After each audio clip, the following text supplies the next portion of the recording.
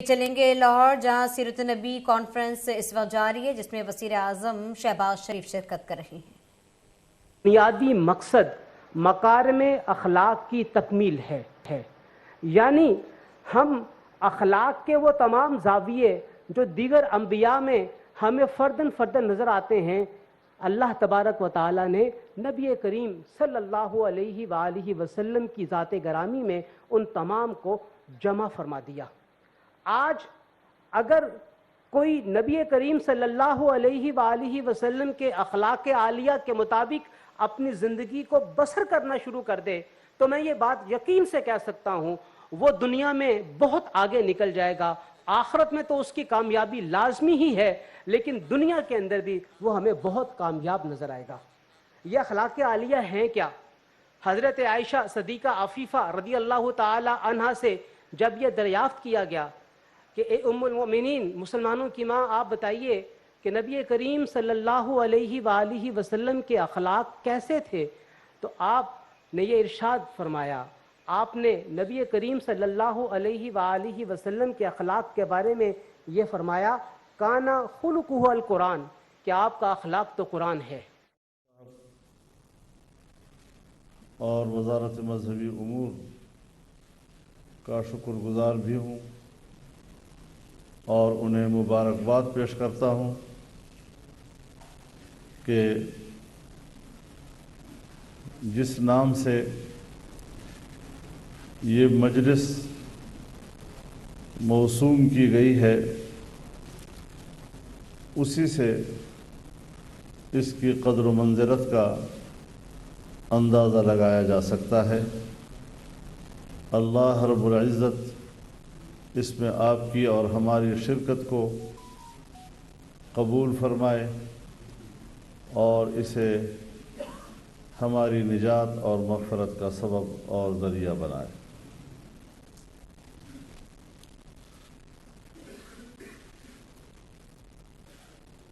برادران محترم،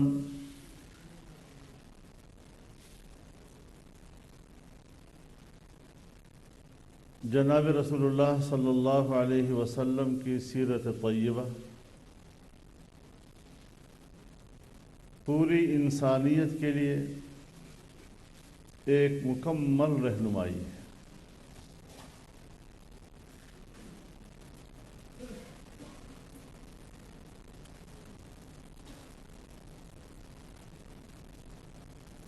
جناب رسول اللہ صلی اللہ علیہ وسلم کی ظاہری صورت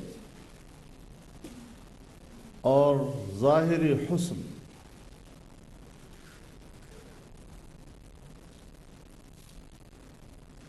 اس کی حقیقت کا ادراک بھی علماء فرماتے ہیں کہ قوت بشری سے باہر ہے۔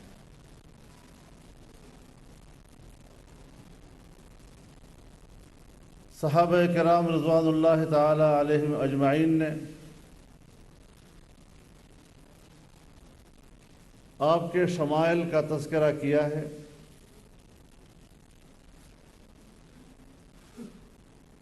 آپ کی صورت ظاہری کا تذکرہ کیا ہے، آپ کے حسن کا تذکرہ کیا ہے، لیکن جہاں تک ان کی قوت بشری ساتھ دیتی تھی اسی حد تک انہوں نے بیان کیا ہے آپ کا حسن تو اس سے بھی آگے ہے، اس سے بھی آگے ہے اور اس سے بھی آگے، کہ حسن ظاہری کا احاطہ کرنا اور اس کی حقیقت کا ادراک کرنا یہ بھی انسانی قوت سے باہر تصور کیا گیا ہے۔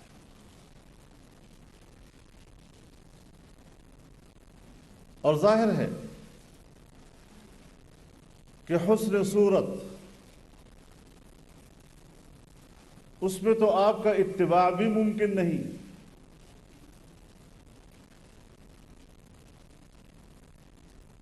ہم آپ جیسا رخ انور کہاں سے لائیں؟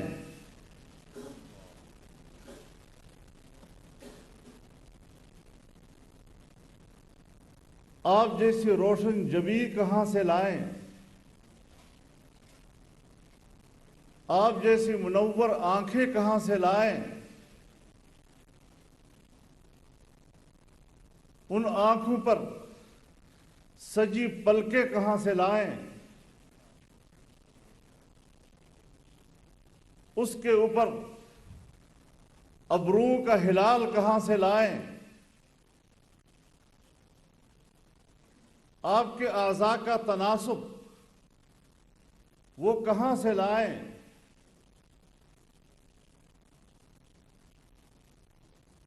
دندان مبارک کہاں سے لائیں؟ منہ مبارک کہاں سے لائیں؟ اس کے بل کہاں سے لائیں؟ کوئی تصور نہیں کیا جا سکتا، اور نہ ہی اس لحاظ سے آپ کا اتباع ممکن ہے۔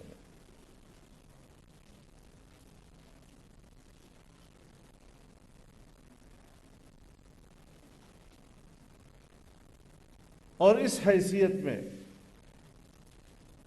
آپ کا تعارف پورے کائنات میں محمد بن عبداللہ کی ہے۔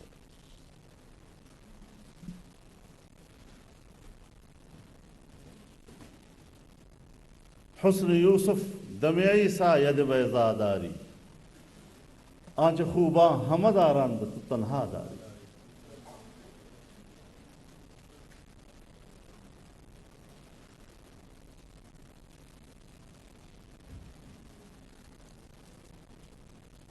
آپ کا مختصر تعارف بعد از خدا بزرگ توی قصہ مختصر۔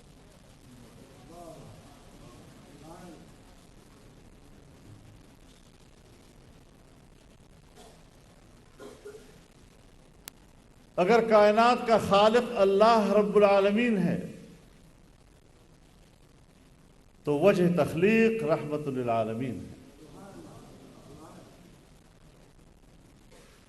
پھر ایسے ذات مبارکہ کے امتی ہونے پر ہم فخر کیوں نہ کریں؟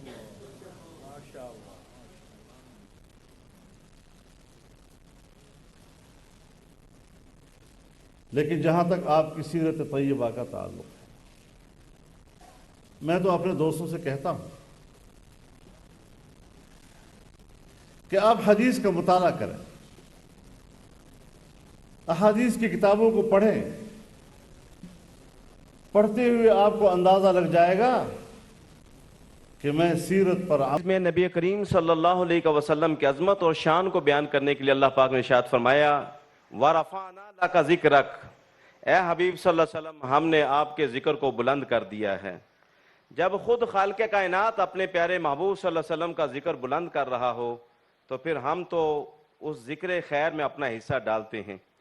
اب میں بارگاہ رسالت مآب صلی اللہ علیہ وسلم میں ہدیہ عقیدت کے پھول نچاور کرنے کی دعوت دوں گا۔ قاری محمد رفیق چشتی صاحب آپ تشریف لیں۔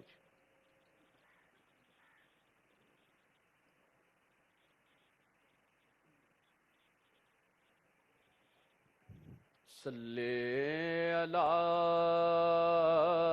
نبینا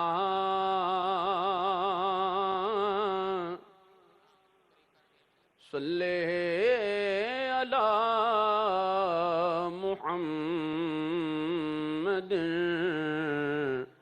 صلی علی کریمنا صلی علی محمد۔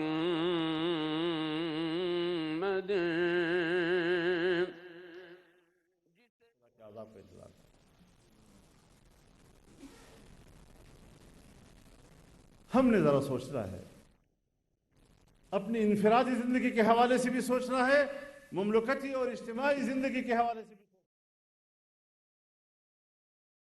نگاہ عشق و مستی میں وہی اول وہی آخر، وہی قرآن وہی فرقان وہی یاسین وہی طٰہٰ۔ انتہائی قابل احترام علماء کرام، نعت خوان حضرات، मेहमानान ग्रामी, अस्सलाम वालेकुम। आशिकान रसूल सल्लल्लाहु अलैहि वसल्लम को जश्न ईद मिलादुन नबी सल्लल्लाहु अलैहि वसल्लम की बहुत बहुत आप सबको मुबारक हो। आज बहुत बरकतों वाला दिन है और सादत वाला दिन है। ये अल्लाह ताला की इंसानियत की ऊपर अजीम मेहरबानी, रहमत और अनायत का दिन है। रहमत खुदाबंदी जब जोश में आई और नबी अकरम सल्लल्लाहु अलैहि वसल्लम को इस दुनिया में इंसानियत की हदायत और फलाह के लिए भेजा, आज हम उस हस्ती को सलाम अकीदत पेश करने के लिए यहाँ पर हाजिर हैं, जिनकी तारीफ में कुरान करीम खुद अल्लाह ताला फरमाते हैं, बेशक अल्लाह ताला और उसके फरिश्ते आप सल्लल्लाहु अलैहि वसल्लम पर दुरूद सलाम भेजते हैं। तो ऐ लोगो जो ईमान लाए हो, तुम भी नबी करीम सल्लल्लाहु अलैहि वसल्लम पर दुरूद सलाम भेजो। हाज़रीन कराम, नबी आखिर ज़मान की आमद पाक एक ऐसे दौर में हुई थी जो जुल्मत जहालत की मिसाल था, जहां तकसीम दर तकसीम थी और जहां पर बेगुनाहों का खून बहाना फ़ख्र एजाज था। इंसानियत गुलामी की जंजीर में जकड़ी हुई थी। ख़वातीन गुलामों को माल मवेशी और ज़ाती जागीर समझा जाता था।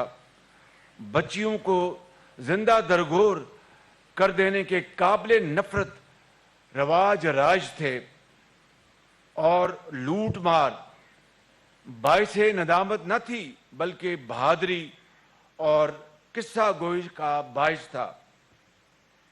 इन स्याह तारीक अंधेरों में अल्लाह ताला को इंसानियत पर रहम आ गया और रहमतुल आलमीन हजरत मोहम्मद मुस्तफ़ा सल्लल्लाहु अलैहि वसल्लम नूर सहर बनकर तुलू हुए और जिसने बदहाल माशरे को एक नई रूपों की नई जिंदगी दी। आपने नबूवत सल्लल्लाहु अलैहि वसल्लम के बुलंद मुकाम पर फायज होने से पहले एक बद अखलाक माशरे में जो तारफ पाया वो ये था कि नबी करीम सल्लल्लाहु अलैहि वसल्लम सादिक और अमीन हैं और इसके लिए किसी गवाही की जरूरत न थी। आपकी अमानत और दयानत का ये आलम है कि जब कफार मक्का ने आपके कत्ल की मकरूह साजिश तैयार की तो उस वक्त भी आपने हजरत अली करमल्लाह वजल करीम को अमानतें सौंप कर लोगों को वापस पहुंचाने की जिम्मेदारी दी। सुभान अल्लाह। आप मजस्मा अखलाक, शराफत और हया थे। यतीमों, नादारों, मस्कीनों और बेकसों के वालियों सरप्रस्त थे। किसी सवाली को खाली ना वापस भेजना आपकी सुन्नत अथर थी। बदतरीन दुश्मन भी आपके अखलाक पाक के मुस्तहिक ठहरते। खून के प्यासे भी दुआ पाते और रहम से फैज़ याब होते। आका करीम ने फरमाया, अल्लाह के नज़दीक रोज़े क़यामत लोगों में सबसे बुरा वो है जिसे उसकी बदकलामी की वजह से लोग उसको छोड़ देंगे। आपको राय हक से हटाने के लिए हर तरह के जबर, दबाव, जुल्म के हथकंडे इस्तेमाल हुए। बहतान, इल्ज़ाम और झूठ घड़ा गया। ताइफ में सरकार दो आलम को शदीद जख्मी किया गया। रब कायनात की ज़ात अक़दस जलाल में आई, लेकिन रहमत आलम की ज़ुबान मुबारक से दुआ ही निकली। ये हैं हमारे आका और ये हैं उनकी सुन्नत अतहर। हाज़रीन महफिल, मदीना मुनव्वरा तशरीफ लाने के बाद نبی کریم صلی اللہ علیہ وسلم نے اپنی پیغمبرانہ اور خداداد صلاحیتوں کے ذریعے شروع ہی سے ایسے اقدامات کیے جن سے آگے چل کے ایک متفقہ دستور کی منظوری کی راہ ہموار ہوئی۔ حضور صلی اللہ علیہ وسلم کی مؤثر حکمت عملی سے سب سے نمایاں اور دورس نتائج کے حامل وہ معاہدے تھے جو آپ نے یہود و نصارہ سمیت کفار مکہ اور دیگر عرب قبائل کے ساتھ فرمائے، لیکن آپ کے دو اتحادی معاہدے خاص طور پر نتائج کے اعتبار سے تاریخی اور فیصلہ کن ثابت ہوئے، ایک میثاق مدینہ اور دوسرا معاہدہ حدیبیہ۔ محققین کا یہ کہنا ہے کہ یہ اتحاد مذہبی بنیادوں پر نہیں بلکہ سماجی بنیادوں پر قائم ہوا تھا۔ سکالرز کے نزدیک میثاق مدینہ اولین دستور کی حیثیت رکھتا ہے۔ مدینہ کی ریاست سیاسی اور مذہبی آزادی کی ایک بہترین مثال تھی۔ مذہبی آزادی میں یہ بھی شامل تھا کہ کسی غیر مسلم کو جبراً مسلمان نہیں بنایا جائے گا، انہیں بلا وجہ تنگ نہیں کیا جائے گا، ان کی املاک کو نقصان نہیں پہنچایا جائے گا، ان کے جان و مال کی بھرپور حفاظت کی جائے گی اور فتنہ اور فساد کو قوت کے ساتھ ختم کیا جائے گا۔ حاضرین کرام، مدینہ منورہ میں انصار مدینہ نے مہاجرین مکہ کے صرف دکھ ہی نہیں بانٹے بلکہ اپنی جائیداد اور مال بھی بانٹا۔ یہ عظیم جذبہ آقا محترم کی قیادت، بے مثال عظیم قیادت اور تربیت کا نتیجہ تھا۔ ریاست مدینہ میں ناداروں، بے کسوں، یتیموں، بیواؤں کی سرپرستی کی جاتی، انہیں خوراک مہیا کی جاتی، ان کے مسائل کے حل کے لیے اسباب مہیا کیے جاتے، رات کو کوئی بھوکا نہیں سوتا تھا۔ یہ تھی فلاحی ریاست۔ آپ صلی اللہ علیہ وسلم کا یہی کردار ہے کہ جسے دیکھ کر پوری دنیا میں اسلام پھیلنے کی جستجو شروع ہو گئی، اور پھر دیکھتے دیکھتے کس طرح آئندہ آنے والے سالوں میں کس طرح اسلام جگہ جگہ کونے کونے پھیلا اور لوگوں نے خود اسلام کو بڑی خوشی سے قبول کیا۔ میرے بزرگوں، بھائیوں اور نوجوان ساتھیوں، مگر آج آئیے ریاست مدینہ کے اس آئینے میں آج ہم اپنا جائزہ لیں۔ کیا ہم جواب دینے اور حقیقت کا سامنے کرنے کی جرات رکھتے ہیں؟ کیا یہ ریاست مدینہ کے پاک نام کی توہین کے مترادف نہیں کہ ہمارا عمل تو اس کے تقاضوں کے منافی ہو، لیکن ہماری زبان سے دن رات یہ پاک نام ادا ہوتا رہے؟ علم و تحقیق میں آج ہم کہاں ہیں؟ علم تو ہماری میراث ہے۔ ریاستی نظم و نسق یعنی گورننس اور معیشت میں ہم کہاں ہیں؟ اخلاقی لحاظ سے ہم کہاں ہیں؟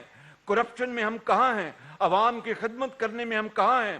عدل و انصاف میں ہم کہاں ہیں؟ ایمانداری اور صداقت میں ہم کہاں ہیں؟ یہ ہے وہ چکتے ہوئے سوالات جو آج پوری قوم آج مجھ سے اور ہم تمام ساتھیوں سے پوچھ رہی ہے، سوالیہ نشان بن کر ہماری طرف دیکھ رہی ہے۔ آخر کب تک ہم روایتی تقریریں کرتے اور سنتے رہیں گے؟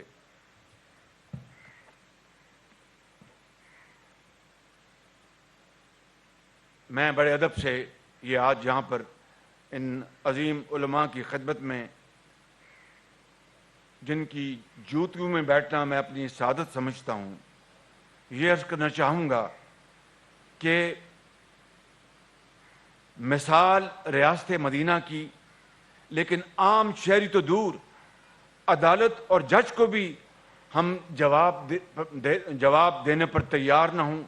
کوئی حساب مانگ لے تو اس پر رقیق حملے کریں۔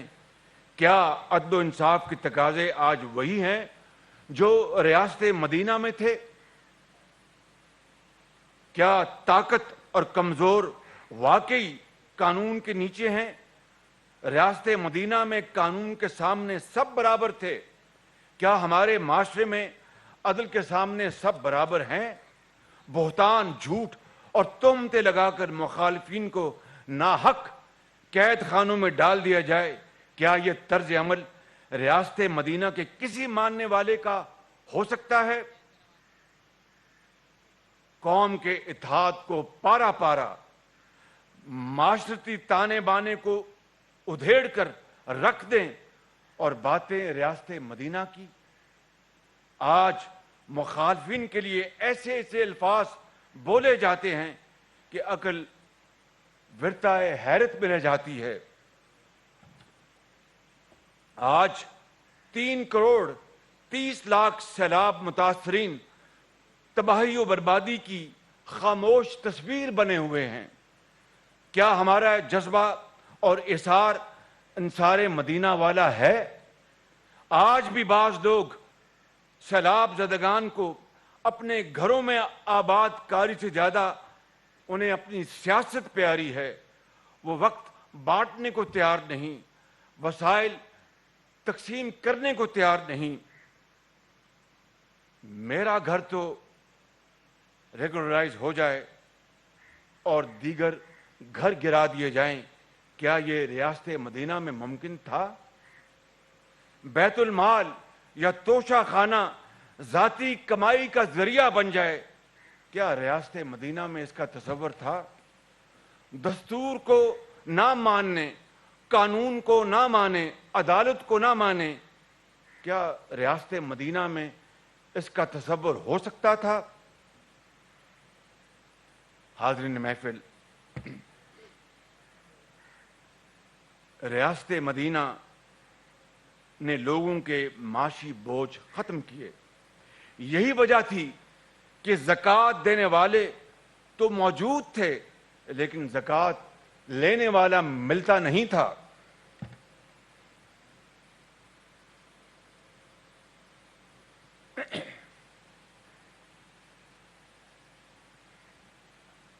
ریاست مدینہ میری نظر میں تب ہی بن سکتی ہے جب ہم سیرت طیبہ اور اصحاب پاک کے نقش قدم پر چلیں۔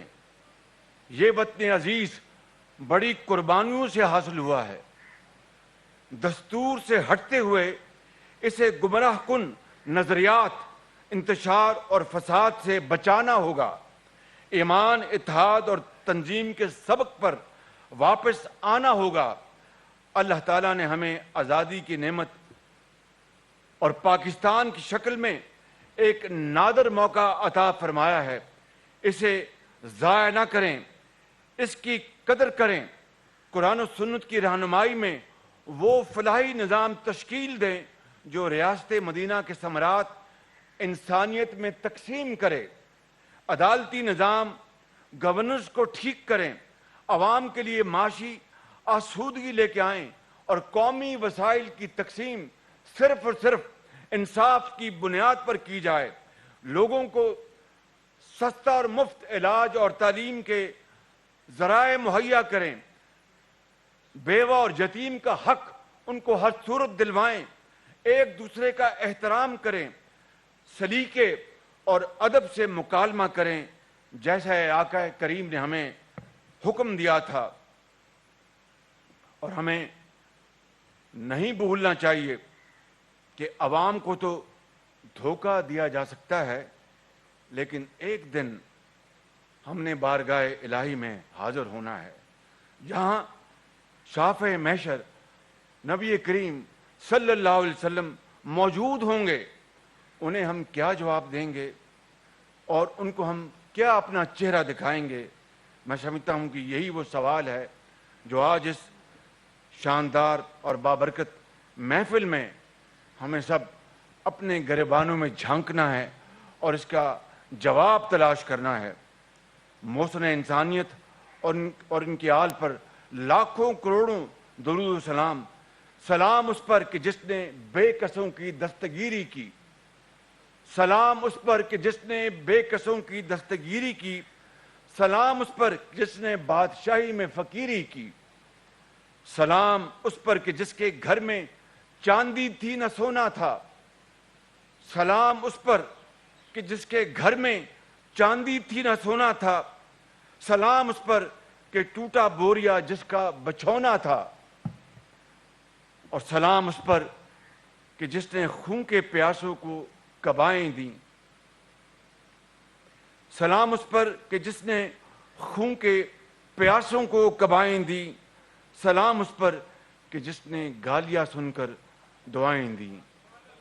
اسلام زندہ باد، پاکستان پائندہ باد۔ لاہور میں وزیر اعظم شہباز شریف سیرت النبی کانفرنس سے خطاب کر رہے تھے۔ ان کا کہنا تھا کہ قانون کو نہ ماننے کیا ریاست مدینہ میں اس کا تصور ہو سکتا ہے۔